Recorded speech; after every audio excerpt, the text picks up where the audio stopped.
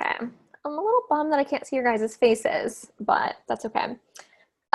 So go ahead and get comfortable, get something to write with if you don't have it, because I'm gonna have some like kind of impromptu journaling for you guys, just some things to help you kind of go deeper around things. And, we're just gonna go ahead and get started. So hope you guys are excited. Okay. This was like such an inspired idea too, this workshop. And yeah, I'm super excited about it. So, are you guys ready to get started? Want to give me like a hell yes in the chat box? Yes. Okay. Yay. Okay. So, queen. Okay. Absolutely. Yes. Okay. So if you are familiar with the personal development world, especially if you're kind of more in the spiritual woo world of things, everybody's heard of like an inner child, right? But if you haven't, I'll kind of break it down for you really quick. And I don't dabble in inner child work a lot, but I think it can be, I might take these off too, so I don't look like a ring light person in my face. What the thing is, and this is actual fact, this is psychology, this is the way your brain works as a child, in your developmental phases. I don't know the exact phases of development off the top of my head, but basically, to put it very simply and generally, as a really young child, you're like a sponge, right? You're a sponge. You absorb everything around you, and you form your beliefs for life, for love, for everything really. But your relationships, your first loves are your caregivers, okay? Usually a mom and a dad and a dad, a mom and a mom, whatever, grandparents, our caregivers are our first loves, okay? They teach us how, we learn how to love from them, right? And on a deeper primal psychological level, we crave love, especially from our parents. Even if as an adult, you're like, I don't care if like I have a relationship with my mom, like at all, and I see that a lot. And I was that person myself in the past, because I experienced a lot of trauma and issues growing up, and experienced even abuse as a child. And as I got older and I hadn't like fully worked through it yet, and don't get me wrong, my parents definitely made mistakes, but I was at this place of like such resentment. I was like, I don't even want a relationship with them. And I promise you, this is so relevant to your love life. It really, really is. Okay.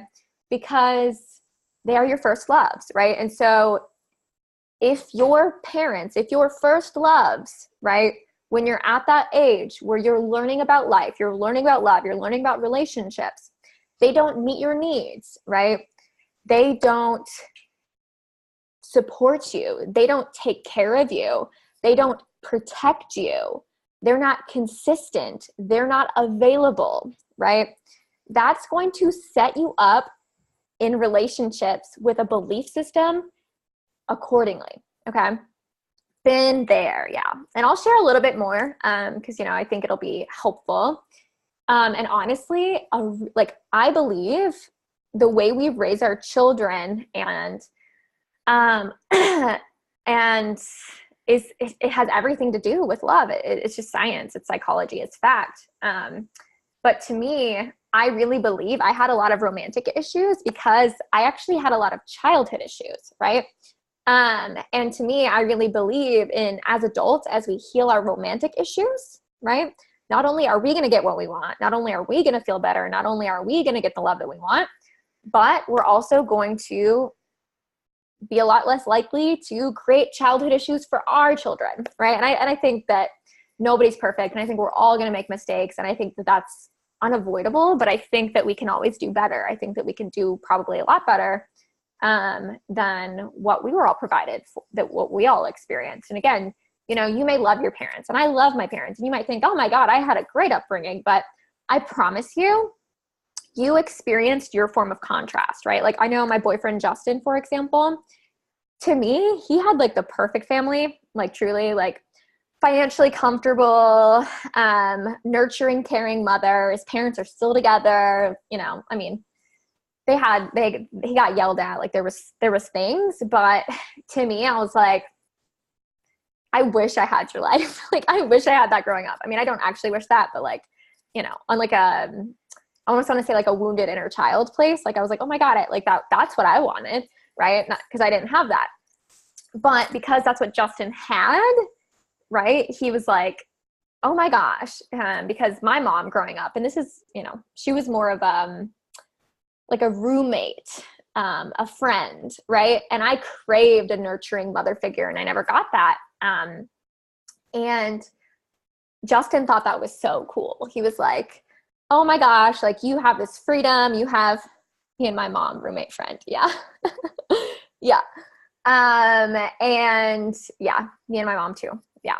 So I think it's divine that you guys are here today.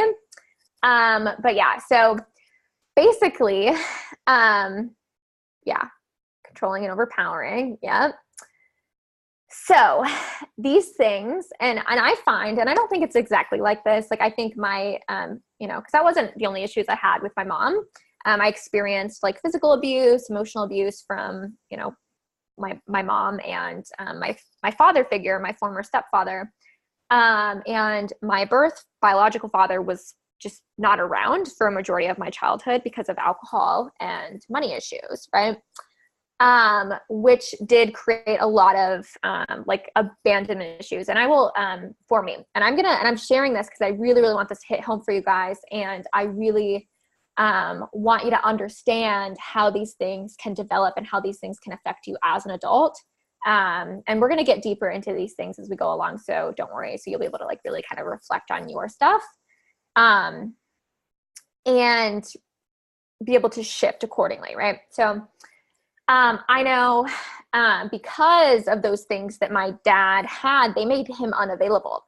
Right. And so as I grew up and as, you know, I was experiencing especially abuse from my former stepfather, physical abuse is like, Dad, like, come save me, come take custody of me and my sisters, like SOS. Right. And he wasn't able to, like, he just wasn't able to, he wasn't stable enough to be able to do that. Not stable enough, like financially, or just as a functional human. Right.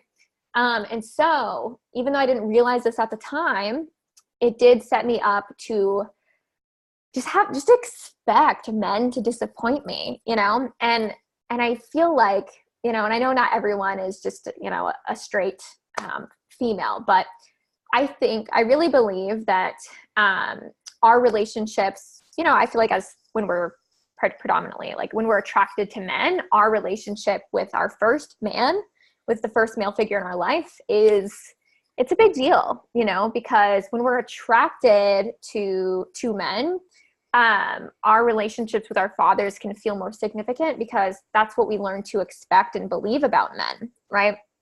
And vice versa. Right. Like I feel like Justin, for example, I'm just going to like tell you guys all about Justin's life. He really, even though his mom was very nurturing and hands-on, at times he felt criticized by her, right? He felt maybe a bit controlled, like he was never good enough. And so he did attract that a lot, before me, and maybe even pulled some of those things out of me at times. I mean, not pulled those things out of me, but, you know, was an energetic match, I would say. And, you know, to where he felt like he was like criticized, or he would like take that in a criticizing way. But sometimes it can be a projection, which we're going to talk about projection today as well.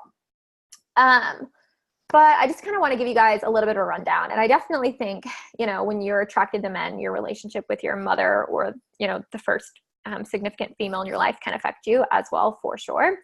But yeah, I definitely think the sex that you're attracted to tends to be like one of the most significant relationships, you know, of that parent or that caregiver, tends to like play more of a role in your life. Right. But it just makes sense.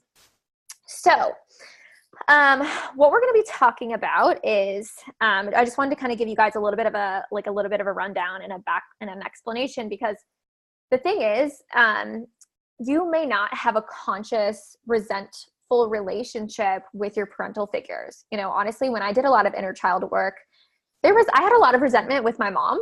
like consciously, but not with my dad. Because as I got older, my dad became more available and more in my life, and was always tried his best. And there was no resentment, and I kind of like forgave him. Or so I thought. And we had a decent relationship, but I wasn't close to him. I wasn't like available. Like I wasn't like, I feel like I didn't fully let him in and I wasn't aware of it. Because what happens is when you're really young and your brain doesn't know how to fully actually properly process something, it just like throws it in your subconscious. It represses it and it hides it. And so I don't know if you guys have heard of this before, but, you know, it's actually not uncommon for people to have like not remember trauma at all.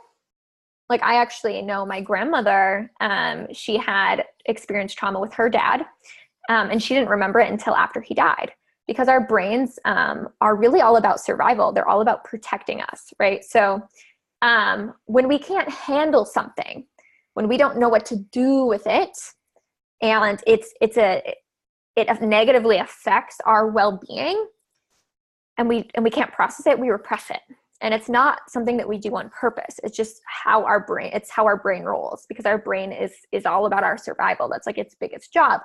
And so it's very interesting, because I believe, like, I definitely repressed things, but they weren't even like things. It's not like, oh my gosh, like, like I was, sexually assaulted and I don't remember, but like, it wasn't anything that was like that extreme. It was, just like little moments. Like I even have, maybe you guys will relate to this. Like maybe, like my sister's talking about memories from when we were really little, like, oh, do you remember this time with my dad? And da, da, da, da. And it's like, no, I don't actually. Wow. That's crazy. But like, now that you say that, I kind of remember that, and yeah, it's oftentimes it's a trauma thing, because we don't know what to do with it. And the thing is, we really crave love. We really, really crave love from our parents.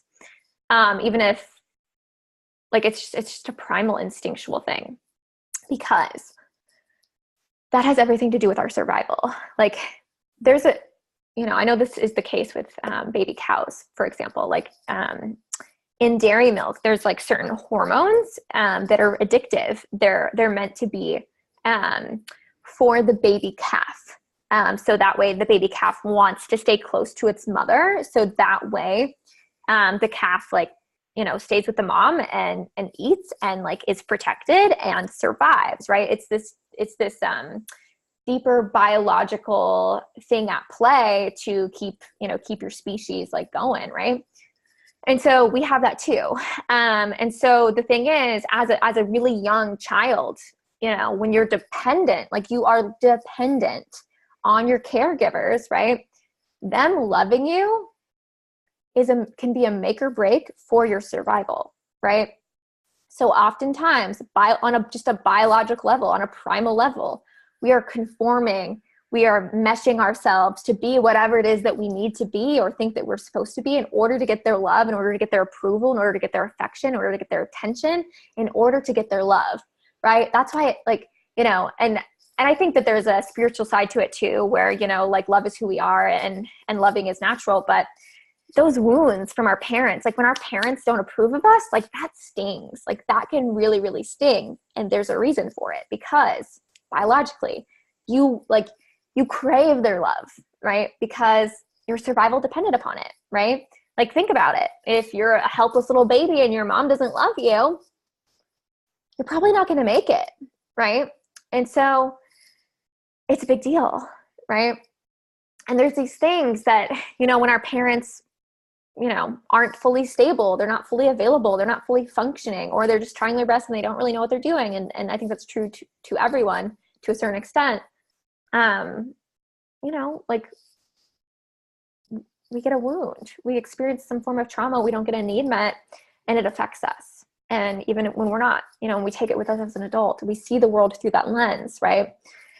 And the thing is, oftentimes, like as adults, right, when we're attracting men, women, or whoever that are criticizing us, that are unavailable, right? And we expect people to hurt us. We don't expect good to stick around. We don't believe that love will last and love will be consistent. We don't believe that we can depend upon other people. That was a big one for me. I know I would get really clingy and anxious and needy in relationships. And then to overcompensate, I would get overly self-sufficient, right? Trying to meet all of my own needs. But that never fully satisfied me. It protected me from disappointment, but it didn't like actually allow me to have the relationships that I wanted, right? And it was an overcompensation from the wounds, right? But it was something that actually developed in childhood, right? Because I didn't actually feel like I could count on my caregivers, right? I learned how to grow up fast, right? How to take care of myself, how to meet my own needs, right? And it kind of gave me this baseline expectation that, one, it made me really independent at a young age, and that was cool. But it set me up for this expectation that, like, even though I really want to stress, like, this isn't a conscious thought process most of the time. It's not like, oh, my dad wasn't there, or my mom didn't take care of me, or they didn't protect me, therefore nobody's ever going to protect me. Like, it's not like a conscious conclusion like that. This is so juicy. Yes, it is. Years and years of studying and self-work. Here you go. But it's so true. Like, it's not conscious. It's just how literally our brains wire that way. They wire that way. And I really believe in the law of attraction. And so I believe that not only like we project that frequency and we attract it, we attract those things, but also that's what we believe love is like. That's how we're wired to function with love. And so we are drawn and attracted to people like that, right?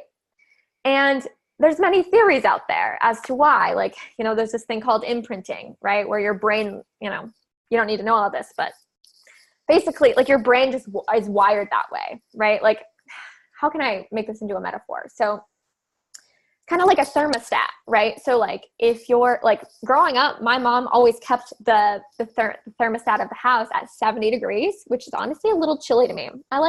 Give me a good 72. That's what I like. But, and then if I like went to my dad's house, like my dad's from Australia, so he's used to hot weather. At least that's, most of the time. And he like keeps his thermostat at like 75.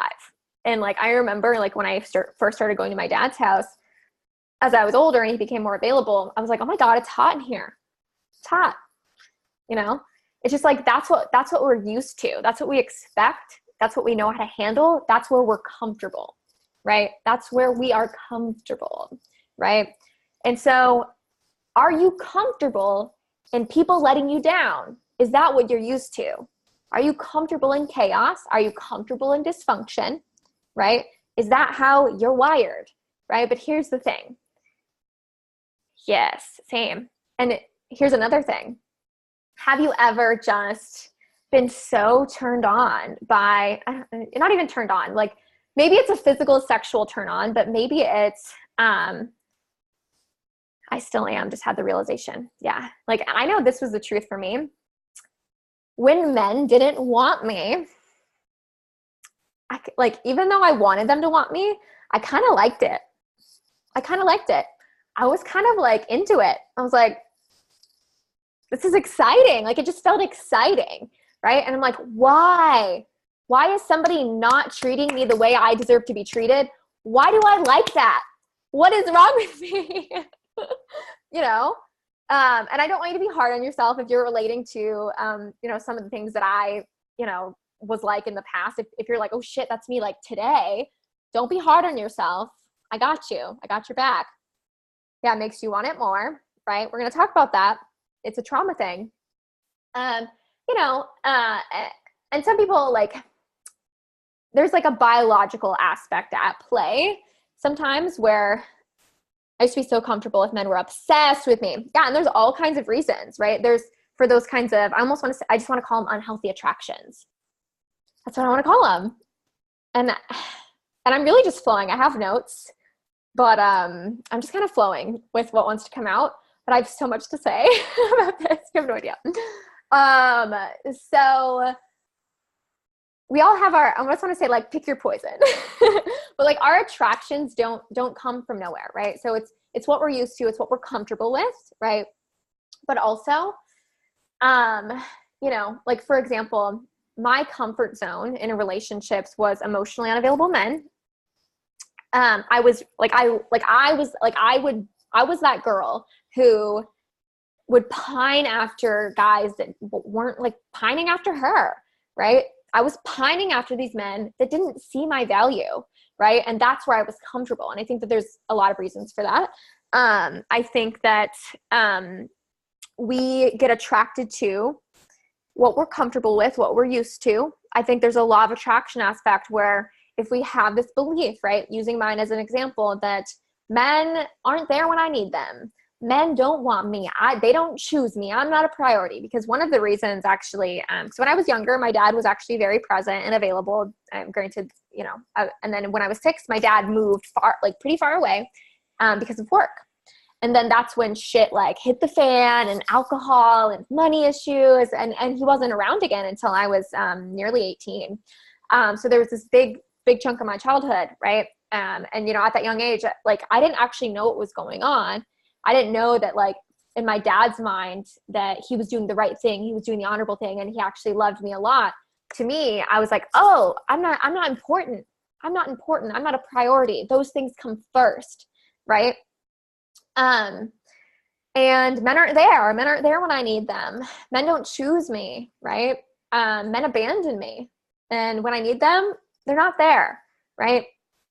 So again, I was attracted to emotionally unavailable types. And also, you know, that belief, those beliefs, right? Those beliefs radiate. And so they're active in our vibration. And so that's what we're drawn to. That's what we attract. That's what is attracted to us, right? That's one factor. But also subconsciously, right? There's these things that we haven't dealt with, right? So if I store a belief, if I have this belief that men aren't there when I need them, it's almost like by being attracted to people that aren't there for me, it's almost, and then if I can finally get them to be there for me, if I can finally get them to stick around, if I can finally get them to put me first, it actually heals me, right? It heals me of my deeper down subconscious shit that I didn't actually deal with. And so much of this goes on autopilot and so unconsciously, so subconsciously. People so often in their relationships are just run by their subconscious minds. It reminds me of this Carl C. Jung quote, I believe it is. Until we make the unconscious conscious, it will rule our lives and we will call it fate, right? So when we find ourselves attracted to something, right, and attracted to someone, that doesn't necessarily mean you should dive right into that, right? That doesn't necessarily mean it's your soulmate. That doesn't necessarily mean it's good for you and that the relationship is even going to be healthy or functional or work out or last, right? But when you're in alignment, when you've taken the time to heal, right? Which is why I created actually my mastermind, Aligned Love. Like that's where that title comes from. Like alignment within yourself, which actually just means being in alignment with your true self. Because I don't believe your true self doesn't feel good enough. I don't believe that's your inherent nature. I don't believe you inherently come in thinking you're not good enough. I don't believe you inherently come in expecting to be abandoned. I don't believe that that's how life is meant to be for you. I don't believe that's how love is meant to be for you, for myself or for anyone. I don't believe that, I believe it's supposed to be really good and available. And that's really what I believe. I believe that's how the universe works. I believe the universe has our back and we are so loved and we are so worthy and we are perfect the way we are, for the right person, for the right people. And alignment is also about you being a match for what you want, right? So if you want a relationship, you want someone to love you, but you don't actually believe you're good enough, you're not a match, right? You're out of sync, right? Being in alignment is being compatible with your desire, with what you want. So being in alignment around love, right? There's so much meaning behind that. Just had to share. But it's also really relevant here to what we're talking about. So another thing, it can be our way of trying to heal, right? Subconsciously trying to like sort through these beliefs, right? It's what we're comfortable with and it's what we're an energetic match for, right? And when we don't actually, and if we, the thing is like why we form these beliefs, why we store this information in our mind is like where these beliefs come from is it's actually meant to serve us. It's actually meant to help us, even though it doesn't actually help us, right? And I use this such a basic black and white example, right? But again, your brain is all about survival, right? And so the thing is, when you listen to your brain all the time, the brain that says, oh my God, he didn't text you back, run, block his number, or like text him 3 more times, right? Like that is your brain trying to help you out. But the thing is, your brain is trying to make you survive, right? So there's a big difference between survival and thriving, right? So I feel like your brain is about survival, but your heart and your soul, the things that you deeply desire, are beyond survival. They're thriving, right? The relationship that I have now, although it's not perfect 24/7, to me, that is way beyond survival romantically, right? And so in order to get out of that survival mode around relationships, we have to not be our brain's bitch, right? We have to grow. We have to not listen to every thought that comes in our mind. We have to not listen to every impulse that comes in our body when we're not operating from alignment, when we're not operating from the truth, right? The truth meaning the truth being that you are worthy, that things are working out for you, that people want to be in your life, right? But here's the thing. When you grow up in a reality, in an environment, right, where people weren't there for you, where your needs weren't met, right? Like honestly, a lot of my childhood was very chaotic and abusive, and bills weren't always paid. There was abuse. There was all kinds of stuff going on, and it was very chaotic. It was very, very chaotic, and that caused me. And if you guys know anything about attachment styles, if not, I can touch on them. But it actually caused me to develop an avoidant attachment style and an anxious attachment style, which is actually pretty rare to have that combination. Usually when people are out of alignment, they tend to fall under one or the other. But anxious attachment, attachment is really like all about your connection in your relationships, right? And, the bonds that you have, right? And bonds are very important. Especially on a survival level, like, family structures come from survival, right? But I also believe we're social species. I believe we live in an interdependent universe. I don't believe we're meant to do it by ourselves, right? Like I'm not growing my own food. I could, but I'm not like making my own electricity. I guess I could figure it out, but like, that's not like, I'll just pay somebody to do that. Right. And then I'm going to focus on my stuff. And I help, like people hire me to help them with their relationship stuff, right? Like we're not in this alone. We are not in this alone. Okay. And we all have purpose inside of us that, there's a reason why we feel called to like, I believe in our truest state.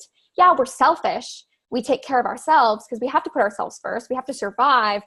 But I believe once our needs are taken care of, like we have a genuine desire to give to others and to give back, because that's like this primal thing to live in a good world for our species to survive and that's just who we are as souls. Like we're meant to be well. I truly believe that.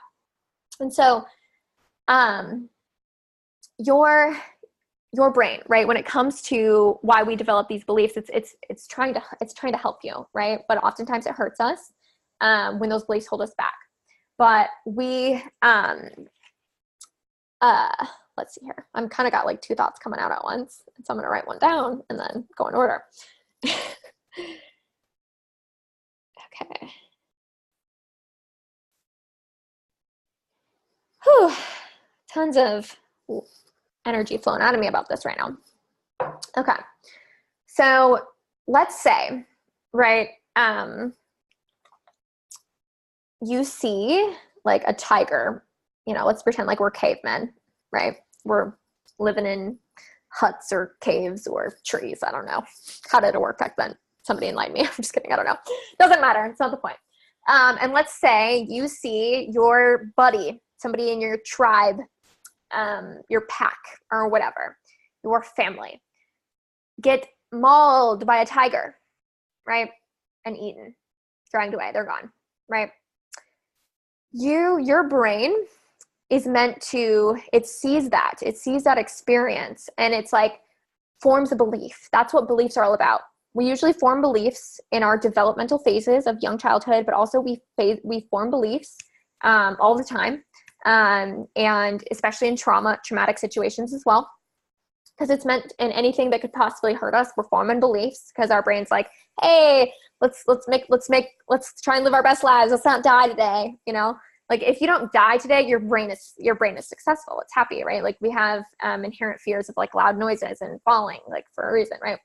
But anyway, so we, let's say you saw that, right? So you would form this belief like tigers equal bad, right? So when you see a tiger again, your brain is going to pull that information out of where it stored it in your brain. Your brain is truly magnificent, by the way.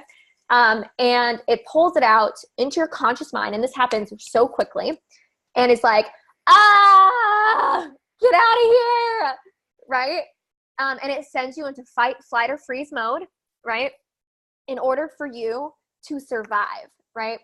And we have this in relationships too. Believe it or not. We go into fight, flight, or freeze mode in relationships too. And the reason why we go into fight, flight, or freeze, and if you guys have experienced any, like I'm sure pretty much everybody has gone into fight, flight, or freeze mode, whether because of like a real traumatic situation or, something just startled you or something, you go into that, your body kicks in and you're not even thinking. And it's supposed to be that way. You're not supposed to have time to think. You're just reacting, right? Because you are, okay, right? Let's say a bus is coming at you. I'm being so morbid. I apologize, but this is about survival. So I'm making it very black and white for you. But let's say like a bus is like coming at you, right? You don't want to have time to be like, should I go this way? Should I go that way? Should I step back? Should I wait? Are they going to swerve? Should I if you go through and you think about all that, you're roadkill. You took too long. Goodbye. See you next lifetime. Good. I'm glad. But to me, I don't mean to be morbid, but I'm just being really black and white so you really understand. But right, your biology kicks in, your body kicks in, the chemicals kick in, and are like, bam, and then you just like you fight, flight, or freeze. Usually, right? It's anything to survive. I remember one time like this big dog tried to attack my dog, and I just like didn't even think, and I just immediately went into like, I'm gonna sound like a badass. Are you ready? I immediately went into like wrestling this big dog, and it didn't bite me because it wasn't like trying to hurt people, but it was like trying to hurt my dog.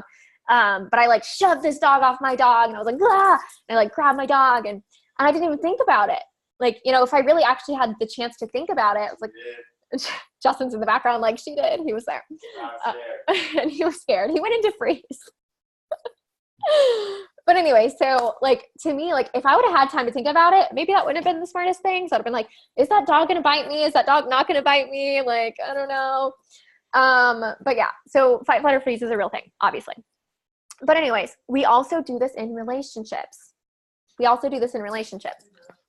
And so the thing is, let's say in your childhood, right, you experienced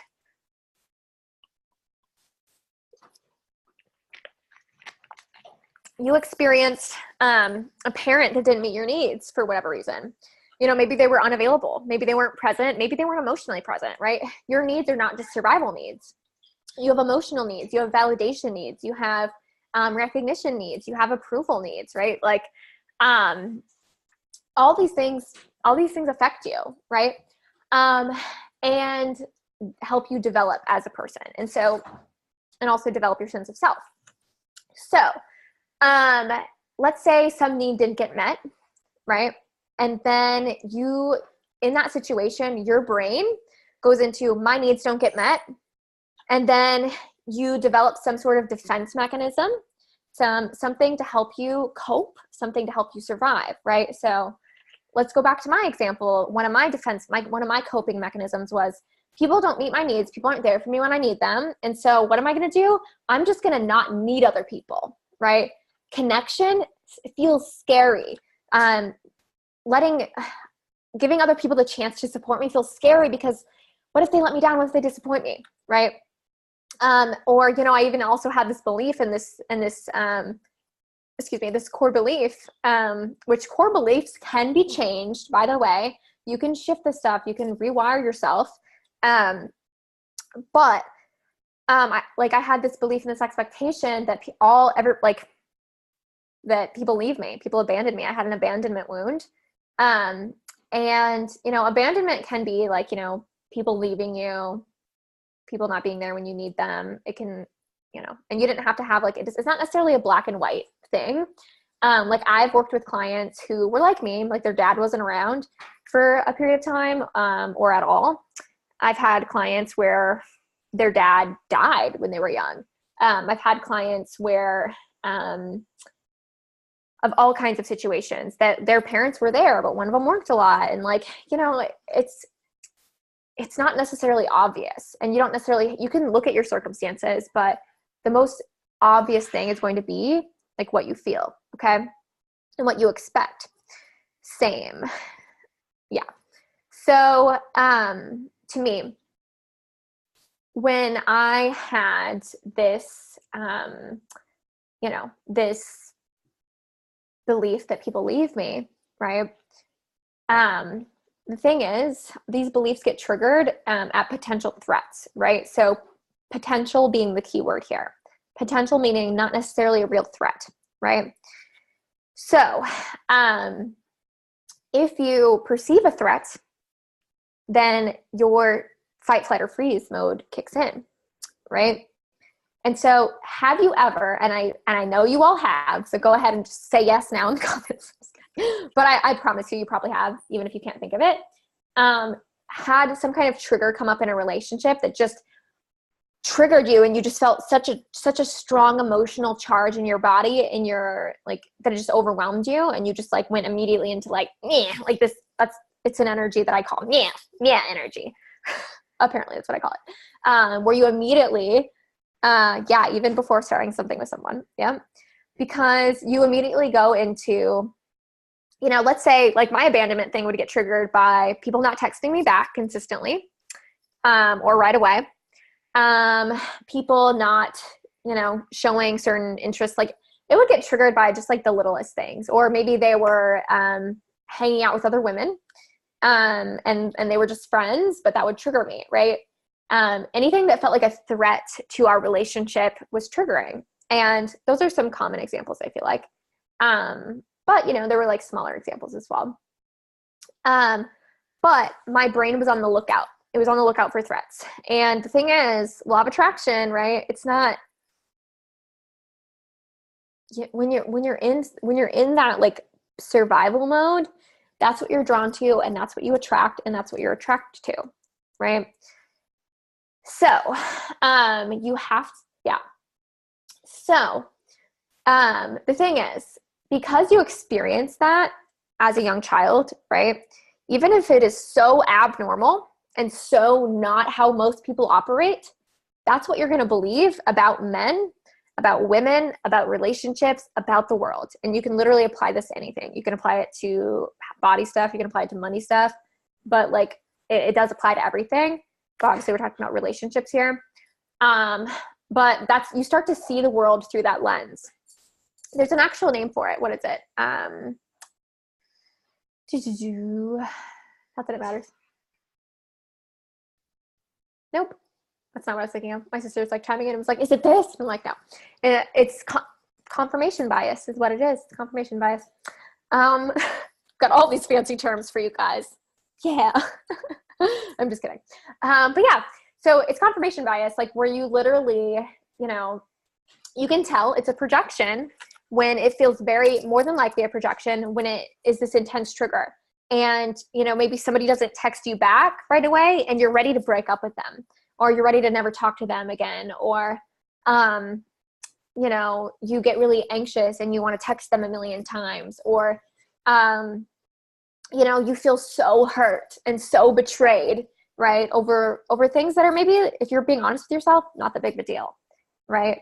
But it's just like, it's overwhelming. It overwhelms you because it's actually your brain bringing out the stuff that you've more than likely repressed from past traumas, right? It's kind of like, I've heard it described as like a snow globe, right? So, you know, the purpose of a snow globe, I literally have one, not on my desk, but I have a snow globe. I could totally do this example, but whatever. I have this snow globe from Australia. And even though it doesn't snow there, it's kind of ridiculous. And it's actually really hilarious that I have an Australia snow globe in a place where it never snows.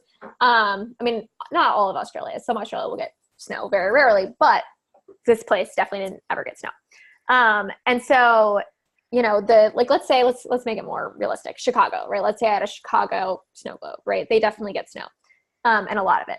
And so, you know, let's say I have a little snow globe and it's like the city of Chicago, and then I just like shake it and all the snow comes everywhere, right? It's meant to reenact this scene, right? And you just, at the flick of a wrist, you're in this whole little experience of snowy Chicago.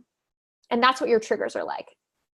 It's like something triggers it and boom, you're right back to the original trauma and the intensity on an emotional level that you maybe experienced as a very young child, and you don't even consciously remember. You don't even consciously know what's going on. You don't even consciously know where it's coming from. And you're like, why is this bothering me so much? Why am I making this into such a big deal? If you have some self-awareness, at least, right? Otherwise, you're going to crucify them and be like, you're such a piece of crap. You're garbage. I hate you. You're just going to leave me. And, you know, and you believe that. You genuinely believe that. And they're like, what?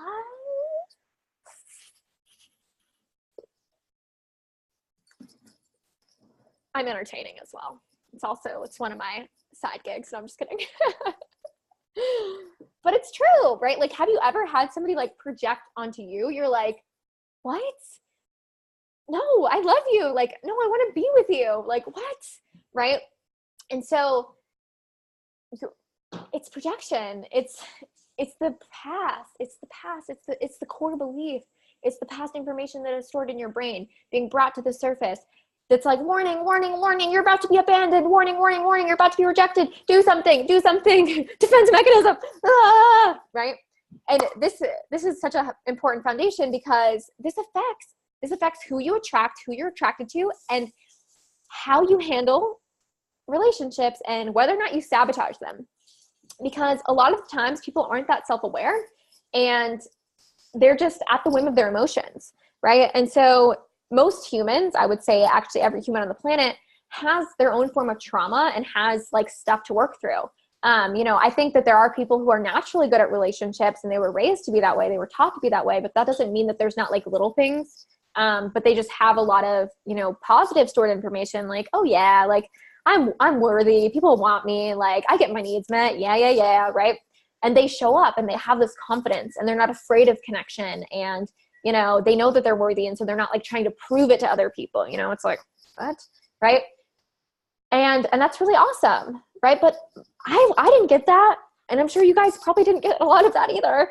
Right. And I think most people don't get that.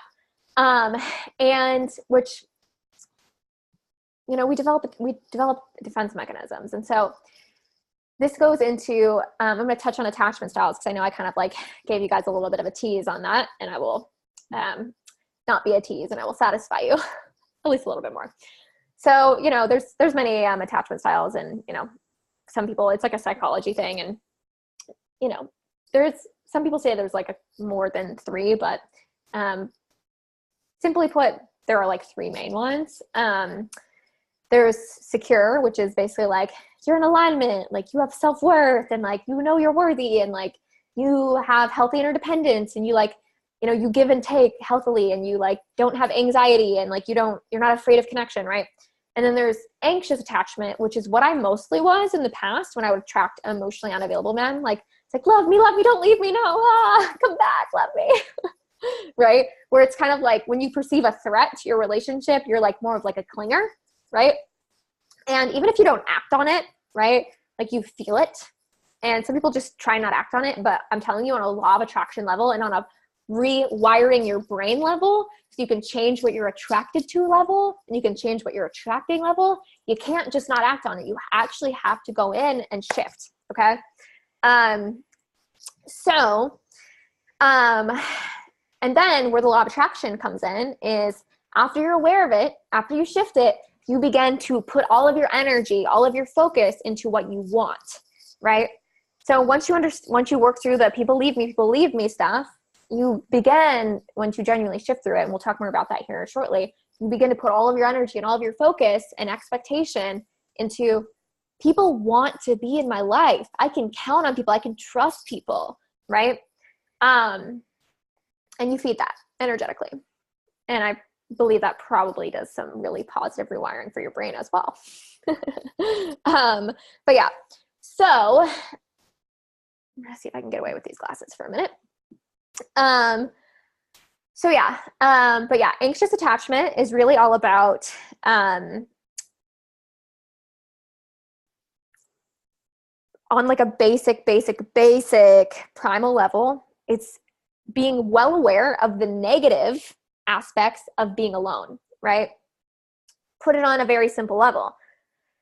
Somebody is going out there to hunt food, right? And then their butt, like, you know, and then they don't see the tiger that comes up behind them. Now they're the food. Now they're the dinner, right? And whereas if they had their buddy, right, their buddy would be like, look out, right? So there's this deep primal thing inside of you that feels better, that feels safer, that feels more okay when you're not alone, you know? And so that translates into our relationships, right? That translates into, oh my God, like, I don't want to be alone. Like, I just can't be alone. I just don't want to be alone. Right. I'm in this relationship, even though like, it's not good enough, even though it's not what I really want, but like, I would rather have something than nothing because I can't handle being alone. Right. And that actually goes back to you like experiencing some negative stuff when you were alone. Like somebody probably abandoned you. Like you can literally get abandonment issues as a child when you were a baby and you were crying in your crib and your mother never came and picked you up. Right? It can literally be that simple.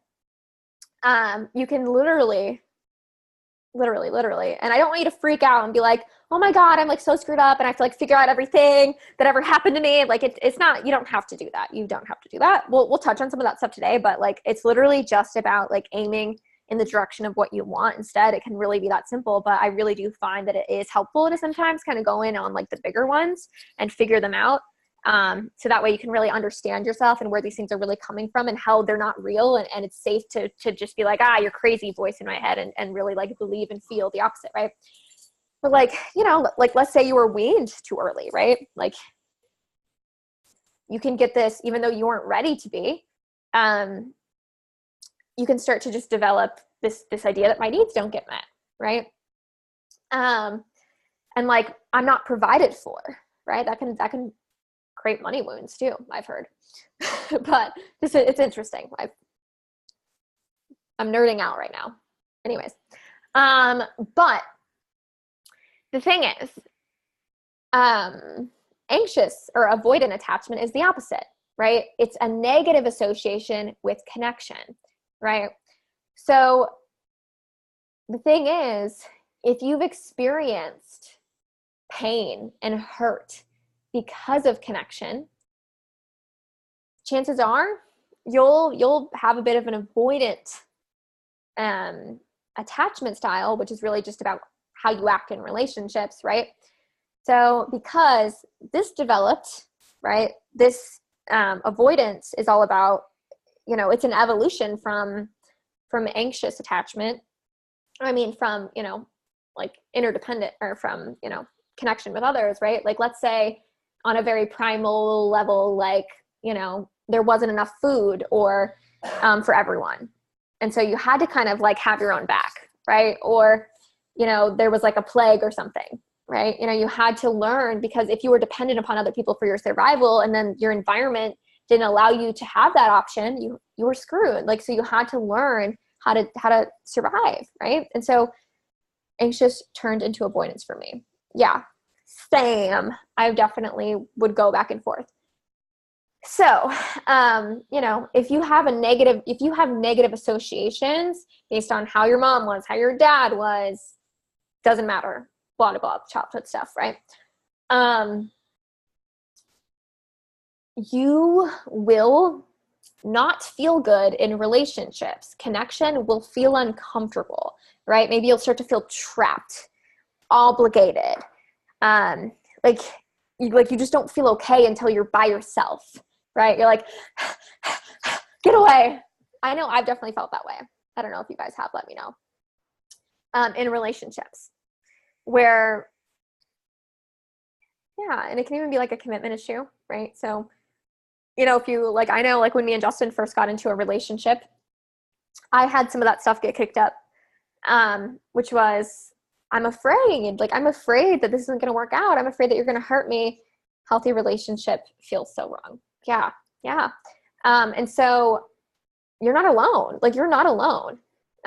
It's really, it's patterns, it's beliefs that develop to help us, but they're not helping us anymore.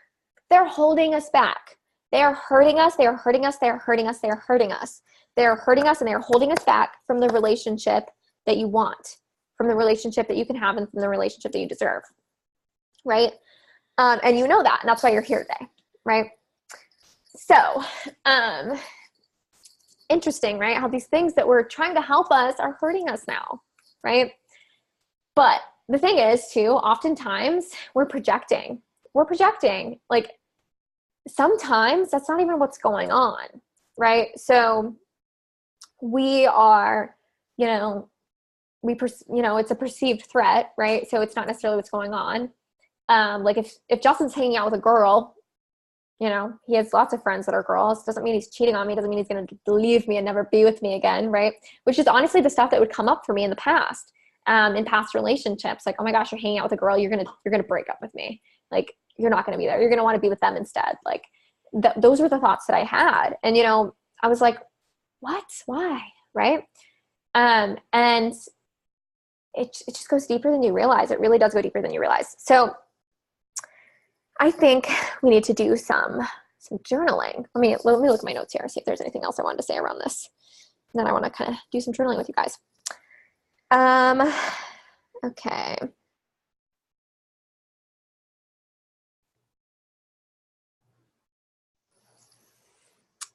So there's one other thing that I want to touch on. And then I think we're going to do a little bit of journaling.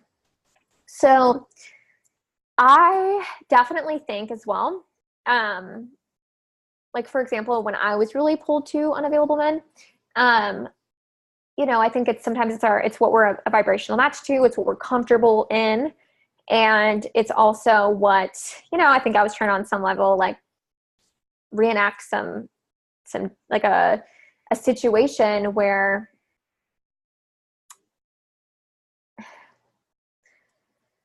I could play out my daddy issues and create a different ending. Right. So I'll share this with you guys. I've talked about this before, but I've mentioned how my dad is Australian, right? So this is how crazy and specific it can be. And sometimes it's not this obvious, but for me it was not at the time though, believe it or not. Like how could this not be obvious? But I didn't have the knowledge then that I have now. So I randomly met this guy on an online chat room, and he didn't have any information on his profile. I didn't see what he looked like. I didn't see where he was from. I didn't even know how old he was, but we chatted on this spiritual online forum, and we really connected, and it was just totally pure intentions. And we really like intellectually connected. It was so strange. I felt like an instant connection to this guy, even though I had no idea what he looked like, how old he was, and where he lived. And I didn't read too much into it. So this is like a weird person on the internet, I'm sure. But truthfully, I did feel like an instant zap. And I feel like that zap it's soul level connections. It's law of attraction matching you up with what you're matched with. And it's also, trauma attractions. And, this guy who ended up being we ended up dating. He's my ex-boyfriend. Turns out I remember thinking this at the time. I was like, the shirts he wears really reminds me of shirts my dad used to wear growing up. Very interesting. Because I remember when my dad would go to work, he would wear these nice button-up shirts, and he literally wore the same shirts. And I was like, interesting. Turns out this guy was Australian, and out of all the places in all of the universes, he's from Melbourne, Australia, and lived there, which is actually where my dad was born. And he had like dark hair, dark eyes, just like my dad, and Aussie accent and all. And Jenna's making weird jokes in the background, my sister. Anyways. But you know, I didn't think about it. He wasn't like my dad in a lot of ways, personality wise, like very spiritual. My dad's very logical in a lot of ways, very different, but he made me feel taken care of. Like he really made me feel taken care of. And he also, and that felt really good for some reason. He took the lead, he took charge in a lot of ways. But also I would say to extents that disempowered me. But he actually, we ended up breaking up, eventually, and he just randomly like got very distant from me. And guess what I felt? I felt abandoned, right? And so I broke up with him because I felt like he was abandoning me. And it was like, no matter what I do, I would try to talk to him. I'd try to convince him. I'd try to see what was going on, but he was kind of unavailable towards the end, and he like just pulled away. And it was actually at a very intense time in my life when, believe it or not, I was actually going through a lot, and I really kind of needed him. I'm laughing because my first boyfriend reminded me of my biological dad. LOL. Yeah. Are we just a bunch of sickos or what? No, I'm just kidding. I'm just kidding. But anyway, so, LMAO. Yeah. But anyway, so I'm giggling at, he wasn't there for me at a really intense time in my life. Sound familiar as to what I told you about my dad, right? When I was experiencing this abuse and this trauma and this turmoil in my life, my dad wasn't there, right? He wasn't there when I needed him. And that hurt. It hurt a lot. And on a deep level that I didn't realize, you know, and you know, like I was this person that was like, daddy issues, smatty issues, like whatever, like that's so silly. Like obviously, like I know that like my dad loves me and like, you know, like I forgive him, and he was just like a stupid mortal human person. Like, you know, like he was just doing his best, right? But the thing is like when we experience trauma, that part of us stops aging. It's really, really interesting. That part of us stops developing. And so we can have different parts of us inside. Like it's like we fragment. Like it's like when you think of a mirror and it shatters. Like we can fragment, and we can have different parts of us inside of us that are different ages, right? So like emotionally, we can be like a 12-year-old in relationships, right? Even though on the outside we're like 30 or 25 or 45, right? Like because we never actually progressed past that, because we couldn't move past it, because we couldn't figure it out, right? And so even though I knew my dad loved me, and like my dad loved me and was like fine, right?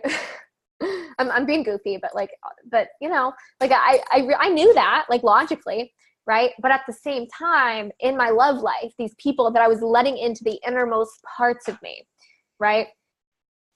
They were managing to bring out these emotions in me, these parts of me that felt very vulnerable, very young, very helpless. It was like, you're going to leave me, right? When I was being really honest with myself and what I was feeling, there was these feelings that would come out. They'd be like, you're not going to be there when I need you, you know? And it felt very sad, and it felt very helpless, and it felt very vulnerable. And it came from my childhood, you know, it came from my dad. I think it came from my mom. I think it also came from my stepdad as well.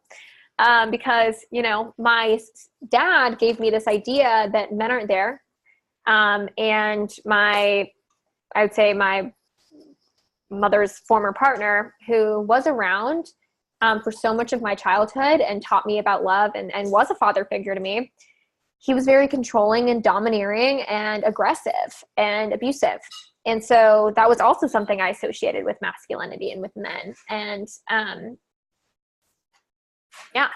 And so also I was seeing things through that lens as well. So if a man did like a certain little thing, or I'd be like, oh my gosh, he's crazy, he's psycho, I cannot date him. Or if a man like didn't text me back right away, I'd be like, oh my God, he's emotionally unavailable.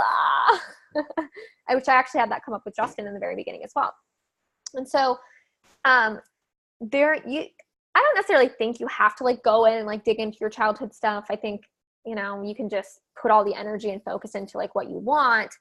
But, you know, I think it actually is a lot more helpful, because I'm all about law of attraction, and people ask me this, like, Gianna, like, you know, when you go in and like work on your shit and you go in and you deal with your beliefs, how does that apply to law of attraction, right? And how I see it is, if you're continually having this thought come up in your mind that people aren't going to be there for you, and you believe it, right? And it's fucking with you, and it's having power over you. I think those things, there's a lot of benefit in going in and digging into those things, because your brain is just storing information that's not always accurate, and it's never accurate. It's never the highest truth of how this universe works, right? So when you draw these conclusions, right? And here's the thing, and this is very interesting. Like, oftentimes when we develop, oops, got my mic in my hair. Oftentimes when we develop like worthiness issues, right? For example, it's usually because we didn't get approval in some form from like a caregiver. And in order to continue to feel connected to them, we have to stop liking ourselves, right? How interesting, how deep, right? So it's like our connection with them is so important, and it feels like survival based, but there's not this conscious thought of like, oh my God, I'm going to die, but there's like a yearning for it. There's a yearning for that love and that connection. And then if we don't appear to have their approval, you know, like, mommy, look, I got a B+ on my grade. Oh, you didn't get an A+? Right? Heartbroken. Right? And that can be a real trauma. You know, and again, like, as an adult, right? As an adult, you're like, oh, that's silly, blah, blah, blah. Like, yeah, that's just how my mom was. Like, she was trying to help. But like, I really, really do find and believe that, like, you know, and it's called like shadow work or inner child work, whatever you want to call it, mindset work. Like, when you go in and you're like, you know, you talk to that inner child, right? That part of you that's like, I wasn't good enough, right? That part of you that's like, people aren't there for me when I need them, right? And because that's what you thought, right? And that may have been reality, but it doesn't mean it's the ultimate reality. It doesn't mean it was the truth, but in that moment, it doesn't mean it was like the ultimate truth. It doesn't mean that's how every person is. It doesn't mean that that's how things have to be for you. And I think on a soul level, right, our souls come in and we experience this contrast, and it really, really helps us grow and learn and expand. And I really believe, because of the things that I experienced, I have such a strong sense of self, and I have such a strong sense of self-worth and a strong sense of safety and inner stability. And I've grown so much, and I believe, you know, the things that I experienced, right, that I was taught, right, because my mom was taught those things, right, and she probably did better than her parents, but, you know, I'm healing like these ancestral wounds, these generational wounds of what my mom and my mom's mom and my mom's mom's mom's mom like experienced with men. By changing that stuff in me, because they taught me about love and they taught me what to expect by how they treated me and what they showed me and what I saw, right? The cycle ends with me, right? And so I'm not passing this on. Yes, there will actually be a replay for 48 hours. And I'm going to include it as a bonus in the Aligned Glove Mastermind as well. So you'll get to soak it in for like 2 days till Sunday night if you want to rewatch it. But yeah, so I think now is the time that we should go into some journaling. So what do I want to journal? What do I want to have you journal on? Let's see. What do I want to have you journal on first? Okay. So I want you, and you don't have to, you can write this down if you want, but what are you attracting right now? What are you attracting right now?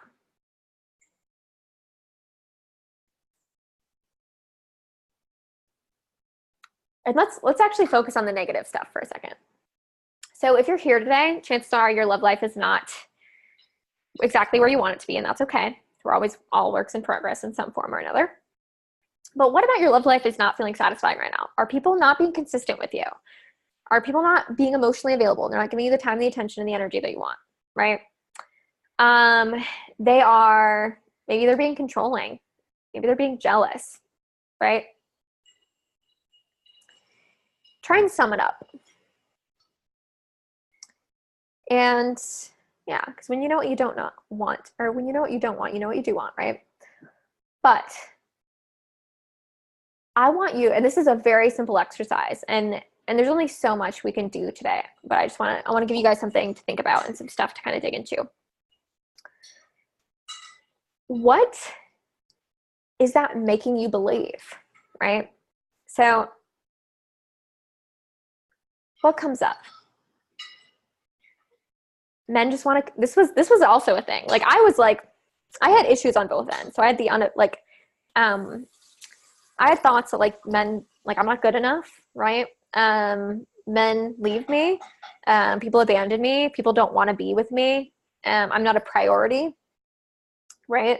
I also had beliefs like men want to control me, because that's how my mother's former partner was with her. I was really afraid of marriage because all kinds of messy stuff. Attracting miscommunication, like little silly fights about nothing. And then the moment where I feel like I need more, they need more. So I feel like I have to put my feelings, emotions, and needs to the side in order to fill someone else's needs. Totally my mom and dad's relationship dynamic. Yep.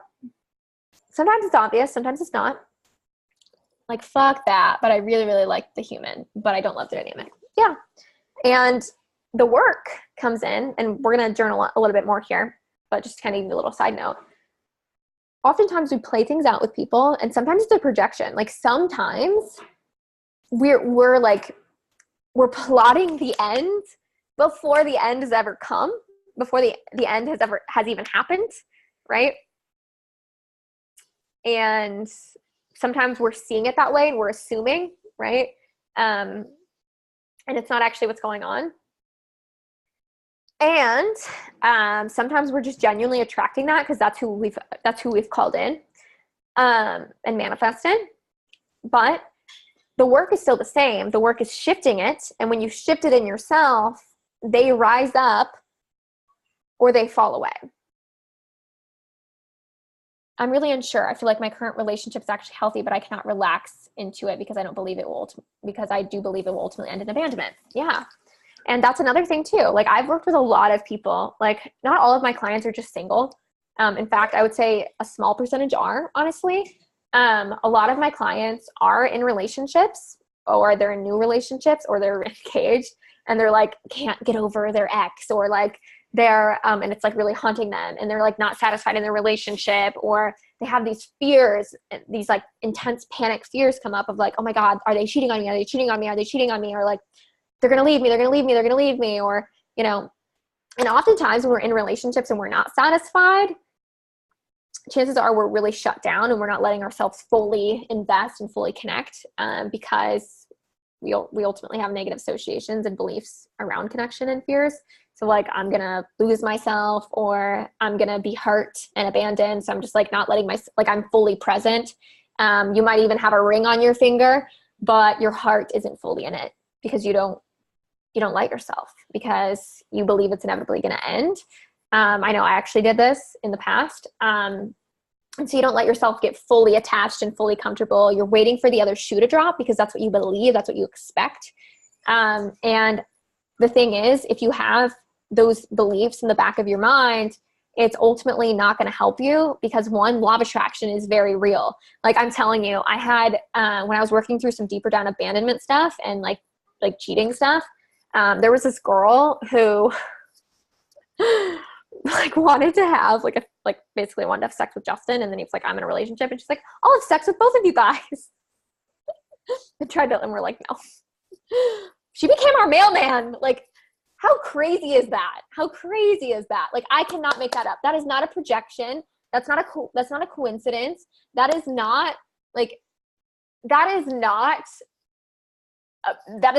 projection. That is not me like creating that, that is not me self-sabotaging and pushing somebody away and then saying, oh my God, people leave me. It's not like a self-fulfilling prophecy. Like that is fucking crazy. That is weird. That is law of attraction. Okay.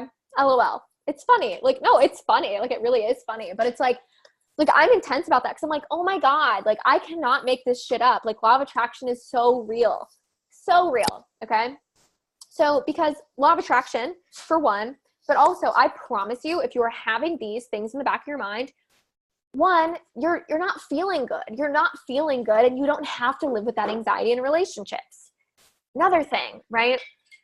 You're probably acting this out in ways that you're probably not aware of. So you're projecting it into little moments of like, are they about to leave me? Oh my God. Or like, I can't speak up for myself because then we're going to get into a fight and then they're going to leave me. And so I'm just going to stay unsatisfied, right? Or I'm not going to get fully invested because they're ultimately going to leave me. So I'm here, the relationship is healthy, but I'm not happy because I'm not fully invested. I haven't fully let myself have connection with another person, right? There's all kinds of really wonky ways that this can play out. And also too, like, oh my gosh, are they hanging out with other people behind my back? Can I trust them?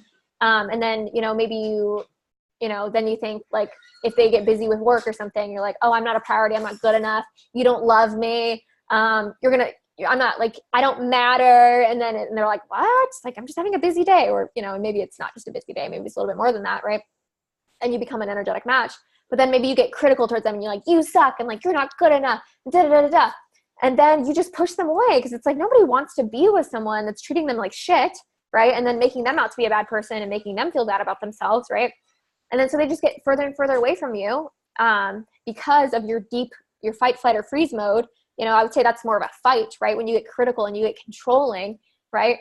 And you get like critical towards them. And like that makes them want to get further and further away from you. And not saying that you're not allowed to speak up for yourself, but there's just a way to do it, right? And then also when you don't have these deeper down beliefs of like, I'm going to be abandoned, or I'm not good enough, or people don't care about me, I'm not a priority, and it's not like a wound, your chances are you're not going to, like, no offense, be a psycho about it, right? And I've been a psycho, like, so there's no shame, but like no judgment. But people don't respond well to it. Like they don't. And then they like get further away from you. And then you're like, I knew it. You were just going to leave me. Right. Or like, I knew you didn't love me. You know what I mean? And it's like all these things that we project. And sometimes it's a self-fulfilling prophecy, or we shut down, we withdraw, we pull away. And then they're like, you don't love me. I'm going to like go get this attention elsewhere. Right. Or maybe you get really anxious and needy, and then they feel like you become more of a liability in their life because you're putting all this pressure on them. And then they feel like obligated and they don't feel free. And then so that kind of makes them want to like get more distant with you, right? It can play out in all kinds of self-fulfilling prophecy ways. It's self-sabotaging behaviors, and sometimes we're just not even aware of it. And we're like, I criticized you so hard and yet you didn't change and you suck. And we don't want to take any responsibility, but you have to take responsibility. If you are the common denominator of your relationships, and it doesn't mean it's all your fault, but you have to take responsibility, and you have to be willing to reflect, and you have to be willing to take a look in the mirror. Okay. And so, the thing is, the solution is always the same, right? Because what you're attracting, what you're attracted to, right? And the self-sabotaging behaviors all stem back to the beliefs, right? So in shifting the beliefs, you shift the core, right? And then you no longer need the defense mechanisms. You no longer self-sabotage, and you're no longer, drawn to unavailable people because you're actually afraid of real intimacy and connection, because you don't actually believe that you get to have love. You don't actually believe people will stick around, or whatever, however it's playing out for you, right? So back to the journaling. So you have a,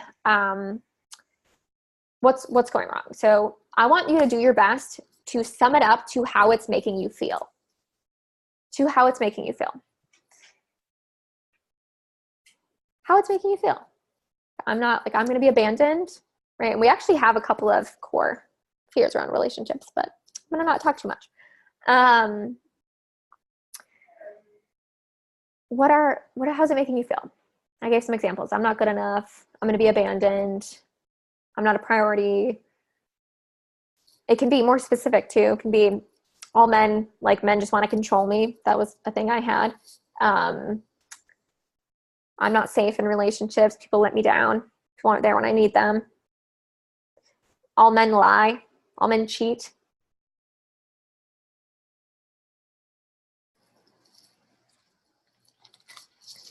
And then they just want me physically. Yep.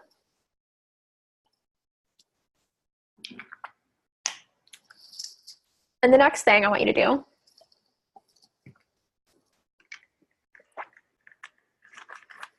is when you're tapped into that essence of it, ask yourself, when is the first time I remember feeling this way? And don't overthink it. What pops into your mind? What does your subconscious spit out? I'll share personally, because honestly, every time I use the example of men aren't there when I need them, my brain spits out a memory from when I was in elementary school. And my dad was supposed to pick me up from school, but he got a DUI instead and went to jail and wasn't there. Right? So, and we're all good in the hood. We're all integrated in this trauma at this point. But, you know, it was just an example, right? Like, cause that was my dad's job. Like in that day, he was supposed to be there. Right? And then my brain's like, oh, people aren't there when I need them. And a couple things might come to mind, but you might want to revisit this a bit later. Next thing. Actually, I'll give you guys another second.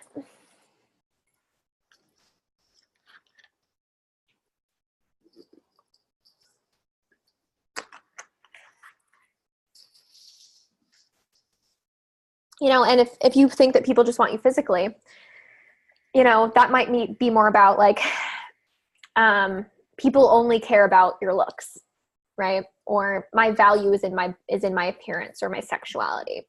Or who taught you that? Where did that come from? When's the first time you remember feeling that way? And it could also be sexual trauma related. Absolutely.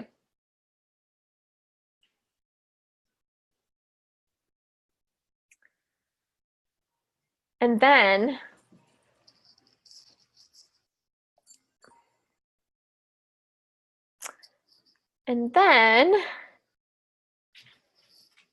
the next thing, and this is a really general thing for you guys to do, but it's just going to give you more insight and more clarity. And this is something that is one of my go-tos for, you know, shifting beliefs. What was the ultimate truth of that situation? Like as an adult with my adult brain, what can I speculate was the truth? And then what is the highest truth, right? So I'll give you an example. So when it comes to, you know, using like men aren't there when I need them, blah, blah, blah, blah. Dad not being there, DUI. So the belief is people aren't there when I need them. You know, maybe I'm not a priority. People don't care about, my dad didn't love me, blah, blah, blah, blah. So there, may be, so with my adult brain, like what wants to come up is, you know, like my dad actually did love me a lot and I was a priority, but, you know, he was really going through his own stuff. And, you know, there was plenty of times where he was there for me. And, you know, I believe like my soul is resilient and got what it needed from that experience. And, you know, it wasn't about me. It's not that it's not that people let me down, right? It's not that people let me down. It's that my dad just wasn't, he was like, it's not that people aren't there when I need them. It's just my dad wasn't there in that moment, right? It's my dad had his own shit going on and that had nothing to do with me, right? So, you know, or like when I felt like when my dad moved away or something, right? When I was younger, like I know I had thoughts, like when I was doing like deeper work in the past from a relationship, and it's like, I'm not a priority, right? Like I'm not a priority. And so I was like, when do I remember feeling that way? And like, oh, people choose like, you know, work comes first and that comes first and blah, blah, even though I didn't want it to. And I never thought it should. Right. Yeah. And so it wasn't that my dad, that mattered more to my dad. That was my dad's, what my dad thought was best. That was his way of trying to put me first and trying to put me and my sisters first because, and this can be really healing. Not everybody gets this opportunity, but, you you know, I've had conversations with my dad, you know, about childhood stuff. And like, there was things that I thought, right, in situations that I experienced, or like a lens that I saw things through that wasn't even true at all. Right. So, you know, and part of it, you know, and this can be like a sad common reality, which is like, your dad sucks, right? Like, you know, I think my mom definitely did a little bit of that, but, you know, so I got this image in my head of like, he doesn't care. Like, he's just he would rather party than like be here. And then like, when I talked to my dad, like years later, he's like, no. Like, I was like, and he's like in tears, like, no, like, I thought that's what was best. And like, I was trying to like have the money to like support you guys through college, and like things were tight, and like, this to me was like making a bold move, and I didn't want to be away from you guys, but it was supposed to be temporary. And then this thing happened, and then this thing with my job, and then blah, blah, and the truth was this, the truth was that. Right. And, you know, I don't think those conversations are required. I really don't. But I think that, so what I do, like, and I haven't had a conversation with my dad or my mom or even my old stepdad. Like, I don't talk to my old stepdad anymore. Like, he's not in my life at all. Like, we didn't have those conversations. And also, some people just aren't functional enough or taking responsibility enough to be able to have those conversations even when they are there, you know? But from my adult perspective, and like, what is possible? Like, what do I actually believe is the case here? You know? So those are kind of like, that's what I would really kind of look at, when they aren't there, to have those kind of conversations, because again, those conversations are not required. They are not required. But, you know, I have had clients that have had those conversations because they could, and it ends up being healing, and, you know, for yourself and your relationship with men, with women, with your lovers and your partners. And yeah. And then, so what was it from your adult mind, knowing what you know now, what can you speculate was the truth? And, you know, you don't have to know exactly what was in their head to know, right? Like, I healed so much of the stuff before I ever had a conversation with my dad. You know, it was more like, you know, I know he was doing the best he could with what he had and with what he knew. Right. And so it's not an excuse, but it's an explanation. Right. And then I look at, what is the highest truth? Because the thing is, when we experience this and we absorb that information into our brain, we can start to feel like that's how it all works everywhere. That's how all men are. That's how all women are. That's how relationships go, right? And it's not true. And I love, what I love to do is I like to make the fucked up shit the anomaly. And it's not the anomaly, but I believe that from our lens, right? From our lenses, like, if these lenses are like, men suck, men suck, men suck, men leave me, men leave me, men leave me, I'm going to find that evidence everywhere I look. It's confirmation bias and law of attraction. You find, like, your brain's going to find it everywhere because it's trying to have your back. It's looking for perceived threats, but it's really not helping you. Right. And so what is the highest truth? The highest truth is, men actually want to be in my life. There's tons of men out there crave a partner, an amazing woman who they believe is beautiful, who they believe is sexy, right? And if you don't believe that you're beautiful or sexy, you've got some self-worth work to do, because you are, as you are, for you, being yourself. That's not one way that's supposed to be. I believe that, you know, and this is kind of on a more of a biological level, like, men want to, like, you know, when I was working through, like, feeling like men hurt me and like men would abuse me, like, I actually switched that around to, men don't use their power to hurt me. Men use their power to protect me, to support me, to help me. Right. And biologically, I believe that that's what they want to do, like, biologically. Right. And, you know, I don't think everybody's wired exactly the same way. Like, I'm not about limiting yourself to gender roles or anything like that. But that was just something that really helped me step into that. And I ultimately believe, like, God is love. I ultimately believe we are inherently worthy. I ultimately believe we're meant to have the things that we desire.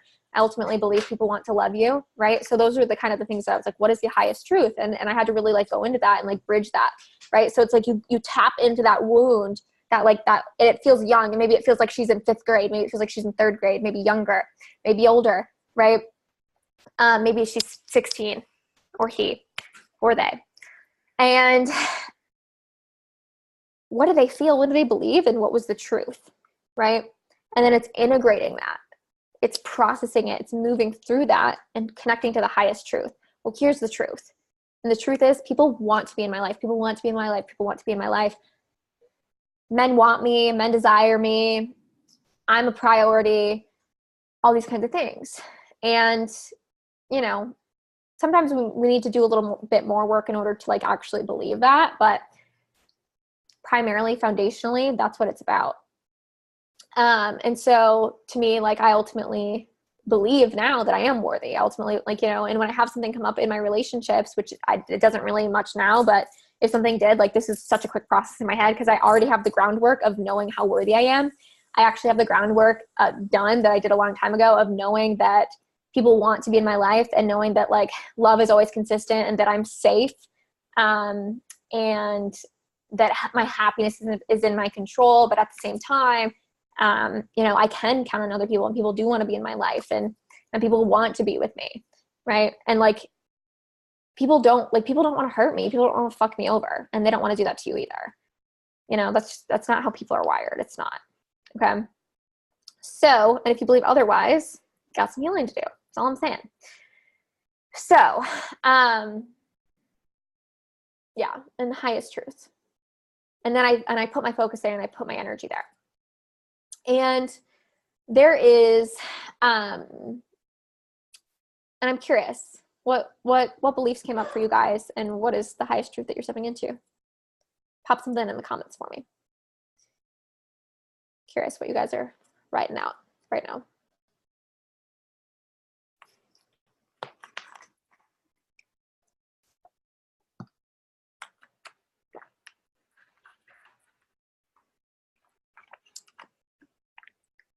What's maybe like the belief coming up for you, and what's like the new belief or the truth, ultimate truth?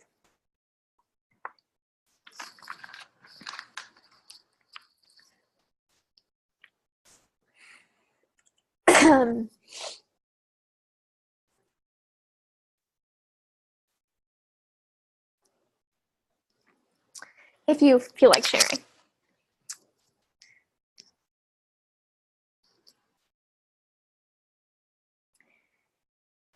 Beautiful. And so what does that help you know? I'm just curious. What does that help you know about men or women?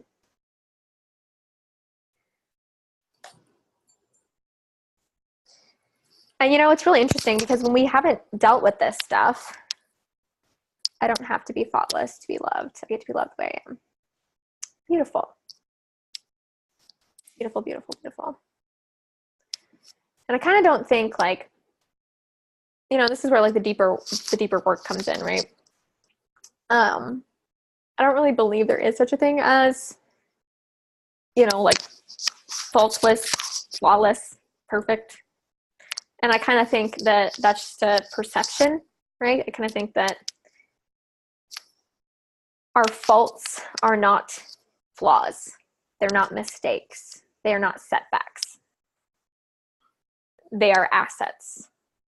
They are beautiful. They are lovable, right? Men want to be here if they had the chance. There was always a reason. The men may be more on my side than I think. Totally. But also, I almost want to challenge you to say that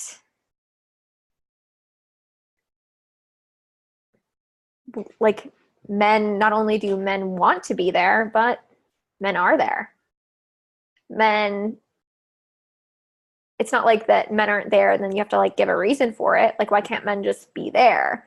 Like, what if men were available? What if like men were available in abundance to be in your life, right? Instead of like, oh, they're not here and I'm just having a reason for it. Like, what if men could just be in your life? Does that make sense? Yes, no problem. Men are here. So men are in my life and they stay in my life, right? Men are coming in my life. Men are in my life. Men are staying in my life. Yes. Okay. So, um, yeah. Okay.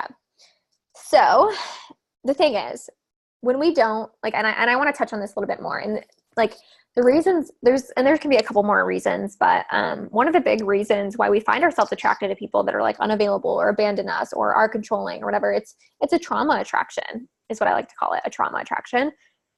Where like, for example, you know, when I was attracted to unavailable men, you know, I ultimately, like, deeper down, and this is not like a conscious thought, but I ultimately believed, this wasn't a conscious thought at the time, but I ultimately believed that like men didn't want to be in my life. And so it was like on certain levels when I was attracted to people that I knew it couldn't work with, right? They were unavailable. They were situationally unavailable. They were emotionally unavailable.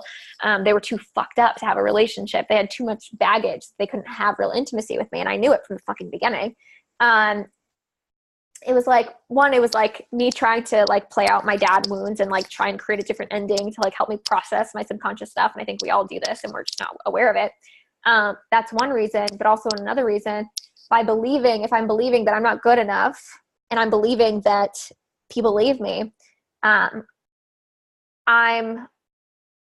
ultimately believe that that's what I deserve and that's how it works. And so that's where I'm comfortable. Right.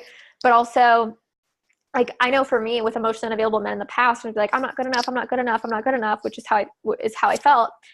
And then, so when people treated me not good enough, they activated me is how I like to put it. Like, they activate me, like they trigger me. They catch my eye. And they bring out my core beliefs that were there the whole time before they even got there. And then it's like, because I'm not knowing that I'm enough, it's like I'm trying to get them to know that I'm enough, to help me know that I'm enough, right? When I could just know that I was enough. And I believe it's the same thing when it comes to like abandonment and other things, which is like, you know, because I don't believe that men will stick around, I put up with men that don't stick around. I chase them and I try and get them to stick around instead of letting those fuckers go. And instead of letting them go and knowing that that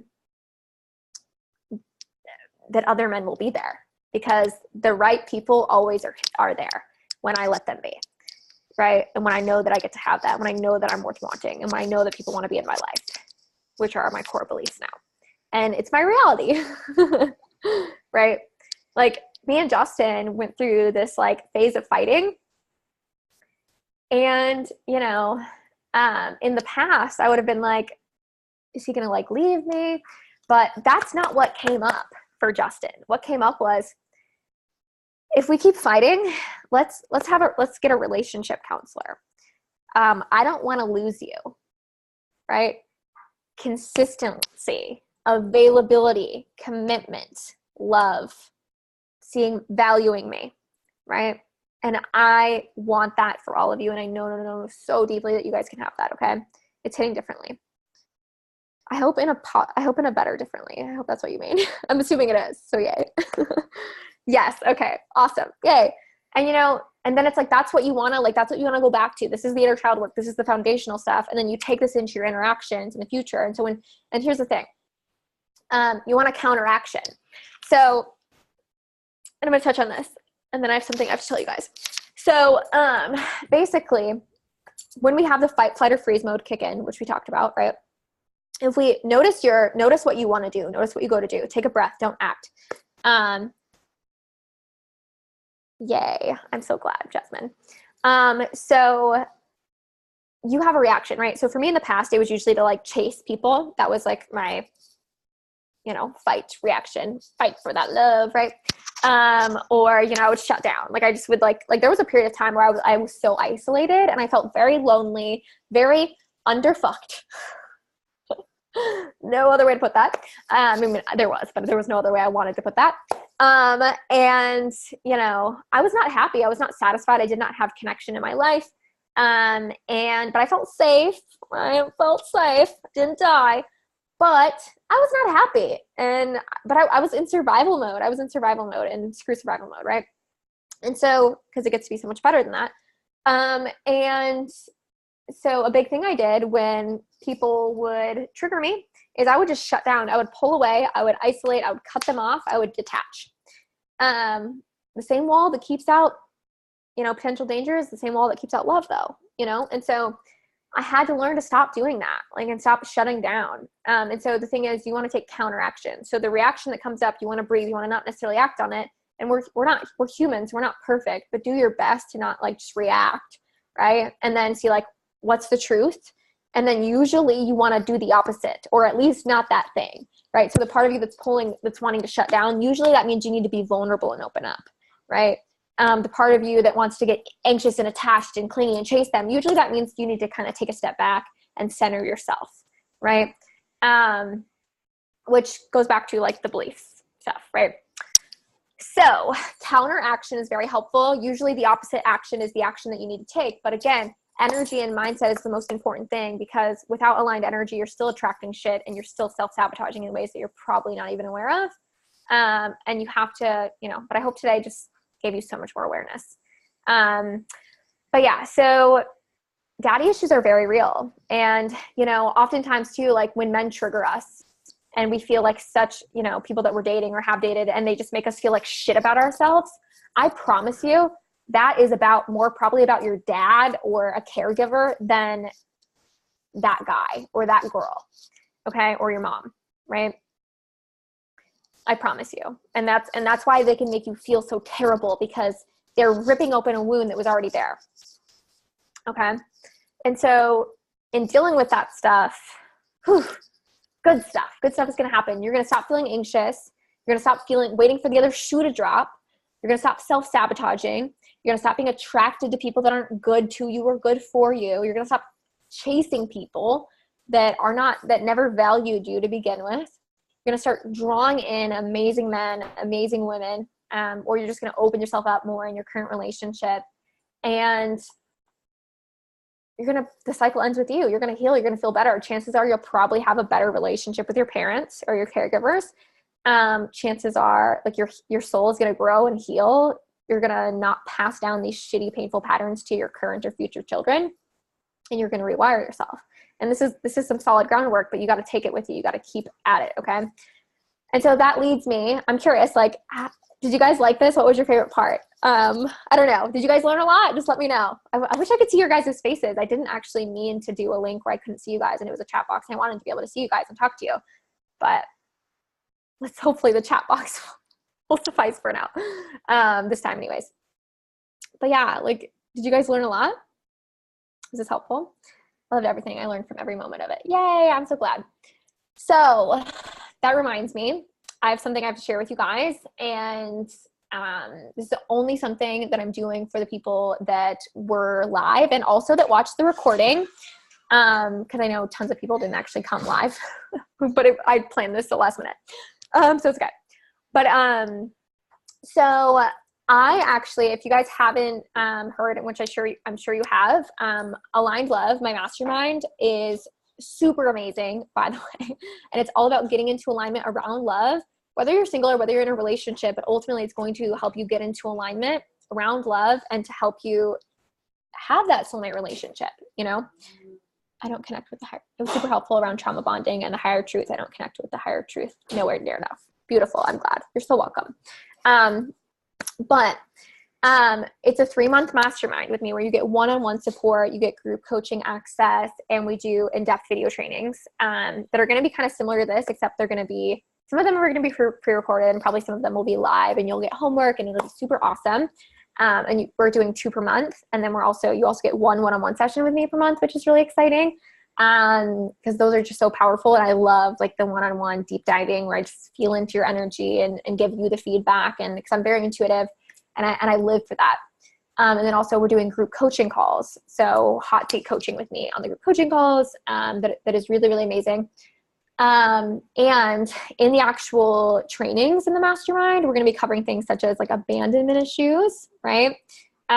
So how to actually, we touched on some childhood stuff today, but I'm really in the Aligned Love Mastermind, in the content itself, I'm actually going to be breaking down abandonment wounds and why we develop abandonment wounds, and how to really shift into believing that people will be there for you. And also, how do I put this? Like, really, well, no longer attracting people that abandon you, no longer being attracted to people that are emotionally unavailable, that will abandon you, but also how to stop feeling abandoned, right? Because when somebody breaks up with you and somebody doesn't want to be with you anymore, why is that abandonment? You know, why isn't it not things working out in your favor, right? But my point is, we're just going to go so much more into abandonment stuff and healing abandonment. We're also going to go into releasing past relationships. So if you still feel stuck on someone, we're going to deal with that. But we're also going to take like the kind of patterns of things that manifested in your past relationships and get your lessons out of it and shift those into alignment. We're going to touch more on childhood stuff as well. We're also going to go into emotionally unavailable partners. So if you attract them, if you are attracted to them, you know, people that do not meet your needs, that do not put in the effort with you, and you feel like you're putting in all the effort, and maybe like kind of doing the chasing, and what you really, really want is someone to put in the effort with you, someone to pursue you, someone to be invested in you, someone to commit to you. I'm going to teach you how to attract that via like shifting your beliefs, but also identifying and shifting self-sabotaging behaviors. Like, just so much, because I literally went from men that just like literally would ghost me sometimes and were just emotionally unavailable or situationally unavailable and all kinds of things, to having what I have now with someone that I really, really love, and somebody that is everything that I want and is so committed to me and so emotionally available and never leaves me guessing, never leaves me questioning what's going on. And he has been nothing but consistent with me. And I did that. Like, I created that on purpose, and I'm teaching you how to do that and create that and have that in the Aligns Love Mastermind.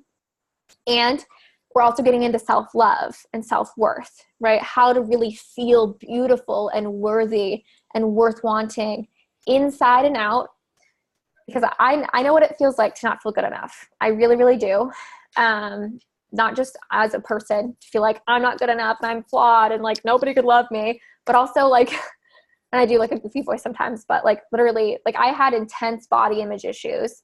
Like I struggled with anorexia, I was body dysmorphic, and I literally really hurt my health for a long time because I did not believe that I was good enough. And the level of confidence that I have now, how good I feel about my body now, is night and day compared to what it used to be. And I feel special. I feel irreplaceable. I feel important. And I know that people want me, and I know that I'm desirable. And if things didn't work out with Justin, although I know that they probably will unless I don't want them to anymore.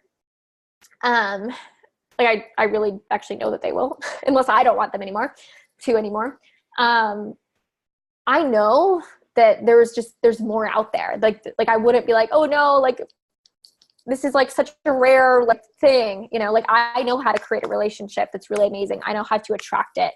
And I know that people, that what I desire is like abundantly available to me. Like I really believe that. And I believe the same for all of you guys as well, for everyone. And we're also going to cover healthy interdependence, right? So if you get like avoidant or if you get anxious, like I really am going to teach you how to clear that stuff, how to clear those beliefs, how to clear those behaviors and find healthy interdependence where you are autonomous, meaning you're a whole individual person with a life. You're happy, you're fulfilled beyond your relationship, but also you're still getting your needs met, right? You're still having connection. You're still feeling satisfied. You're feeling loved. You're feeling prioritized. You're feeling appreciated.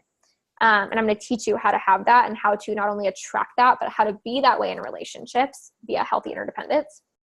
Because people usually go from one extreme or the other where they're codependent or they're overly like independent, right? And they're like, I don't need anyone, right? Because they're afraid of needing people. They're afraid of disappointment, right? And so I'm going to teach you that as well. And also we're going to go into manifesting your soulmate, like identifying your soulmate and using the law of attraction to manifest them if they're not in your life, and up-leveling your current relationship if you're already in one, and really tapping into your intuition and feeling really clear on like, are you in the right relationship? And I really am going to just teach you guys tools to take with you for the rest of your life. stuff that has helped me create the relationship that I have today, and has helped many, many clients create what the amazing relationships that they have. But more than anything, having the amazing relationship with yourself and really knowing what to do, really feeling confident in relationships and not feeling clueless, like you're guessing. Okay. And it's really about getting into alignment in love. Right. And so I'm really, really, really, really excited about it. And we actually start on Monday, but,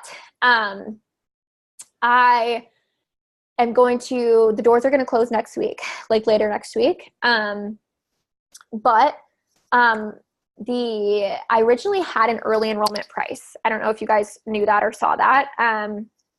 But like working with me one-on-one, I only take a handful of private clients per year, and working with me privately is a $16,000 investment. Not everybody can do that.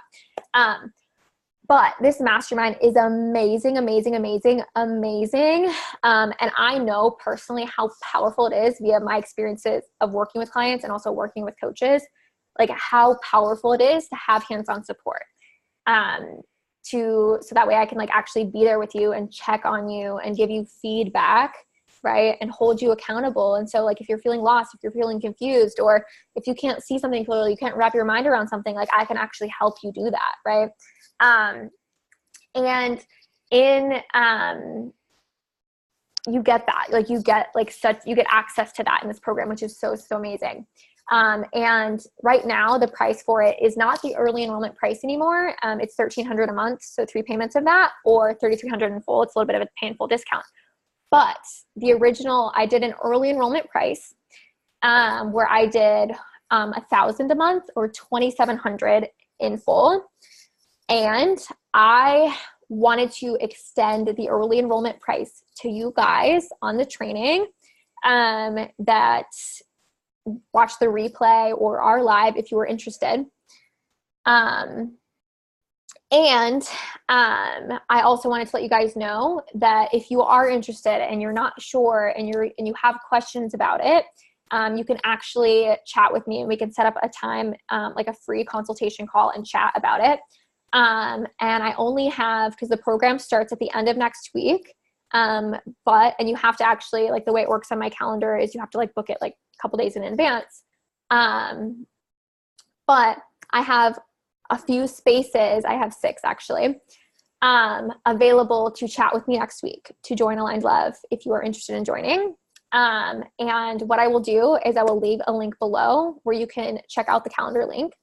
Because it's a special link only for you guys that are live and that are watching the replay. But you have to book it by Sunday night, because otherwise it won't let you book it.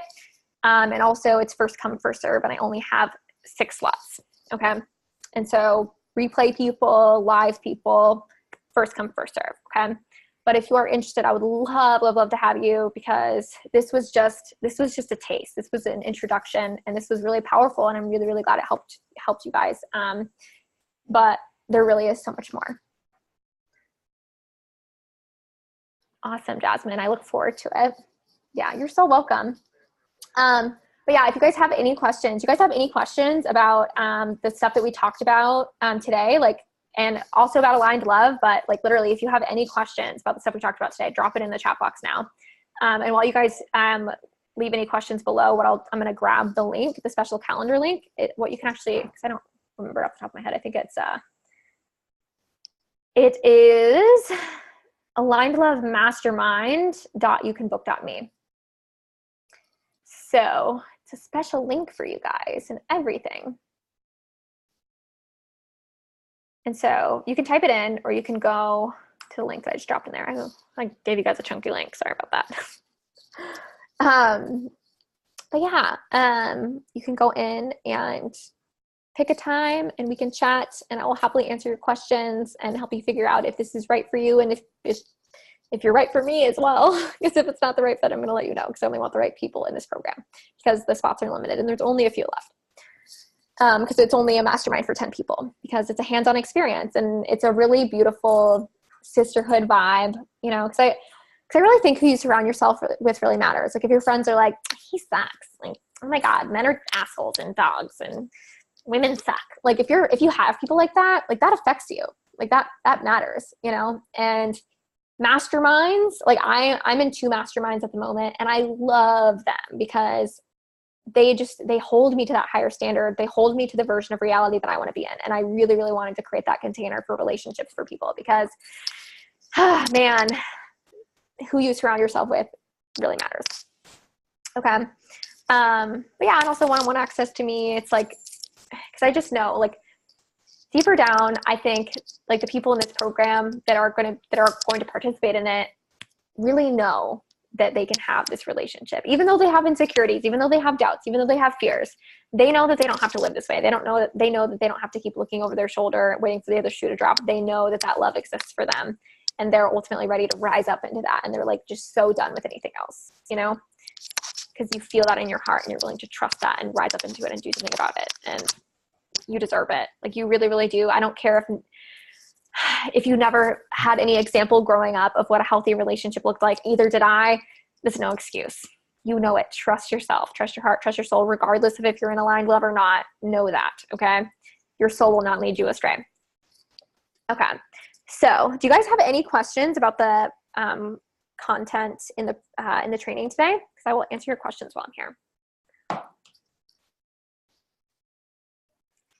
And again, by the way, again, you will only be able to book a consultation call with me by the end of Sunday.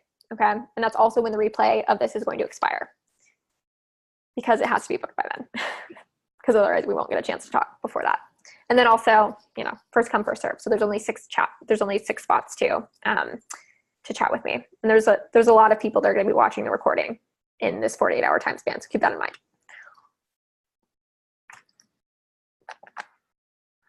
Okay. No questions. I'll give you guys another minute.